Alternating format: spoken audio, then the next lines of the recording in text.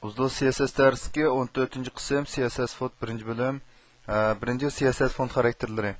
CSS font xarakterleri orqali fontlar toplumi cho'ng kichiklikka to'miltish qatorliqlarni belgilay bo'ldi. CSS fontlar toplumi asosliq ikki xil bo'lib, birinchisi o'rtaq ishlatilgan fontlar, ya'ni sirtqi ko'rinish o'xshab ketganlardan monospace yoki serif degandek. Ikkinchi alohida fontlar bo'lib, konkret fontlarni ko'rsatib, masalan Times yoki Courier qatorliq. CSS'da tövənki 5 xil alay fontlar aniqlanmagan. Masalan, Serif, Sans Serif, Monospace, Curry, Fantasy qatorliq ma'lum asosida inglizcha, ya'ni latincha harflarniki font turi hisoblanadi. Onki ikkinchi fontlar aniqlan berish. Fontga aniqlan bermoqchi bo'lsak, ma'lum elementniki font family xarakteri orqali belgilashga bo'ldi. Anodagi bir qancha font qiymati berishga bo'ldi, yoki shu font nomi bo'shliq qo'yilgan holatda bo'lsa, cho'qim yalon tirnoq ichiga ilinish kerak.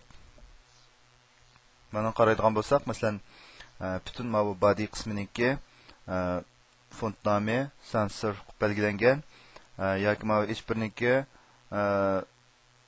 font nomi George Surf deb menda ikki xil qiymat berilgan. Ikki xil qiymat berilgan holatda agar sistemaga xat nusxasi qaçlanmagan bo'lsa, undaqda mana undan o'tib ketib, xat nusxasini tonuydi.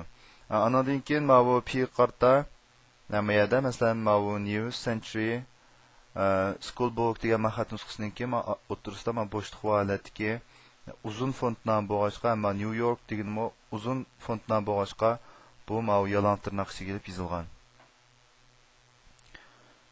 Üçüncü font uslubi.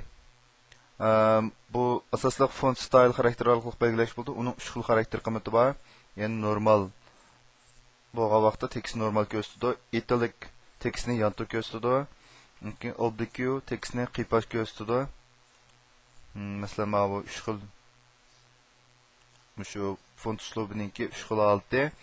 Anki buningki asli kodga qaraydigan bo'lsak, mana bu yerga font style deganga font uslubiga normal 3 xil qiymatni bergan. Ammo bu mazmun o'xshash holatda buni o'xshamagan 3 xil holatda bizga ko'rsatgan.